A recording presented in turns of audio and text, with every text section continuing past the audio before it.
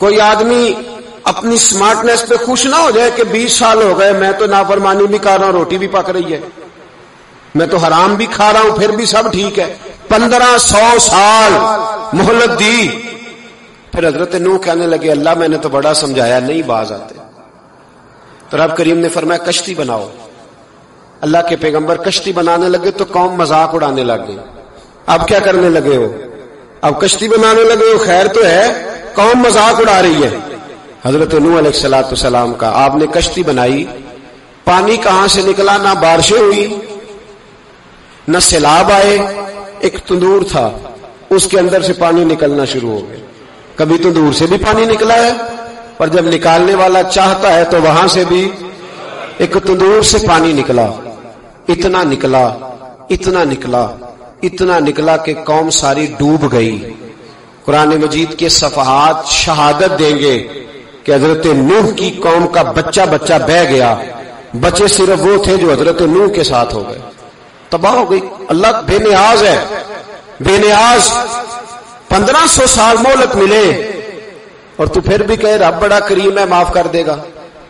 1500 سال تجھے گنجائش دے اور تو کہے کوئی نہیں، بات معافی ملنی چاہیے ابھی بھی۔ میرے بھائی، حضرت صالح علیہ السلام کی قوم، حضرت صالح نے تبلیغ شروع کی تو کہنے لگے پہلے معجزہ دکھاؤ۔ جی آج تو نہیں لوگ معجزے مانگتے، آج بھی لوگ کرامتے اور معجزے، اللہ معاف کرے، جو چیزیں معجزہ تو ہو نہیں نہ سکتا، لیکن آج بھی لوگ، آپ یقین کریں، کہتے ہیں یہ بڑی نمازیں پڑھتا ہے تو پھر بخشا کیوں نہیں گیا، پھر کیوں نہیں منو سلوا کیوں نہیں اترا اس پر، پھر میں بھی اسی طرح ہی ہوں، کیا اس کے اندر خوبی آ گئی؟ مولوی بھی ویسے ہی ہے، صوفی بھی ویسے ہی ہے، لوگ مانگ نہیں رہے، لوگ دلیلیں مانگ نہیں رہے، ابھی بھی لوگ بحث نہیں کرتے، کیا فرق آ گیا جی؟ ویسے ہی ہیں سارے۔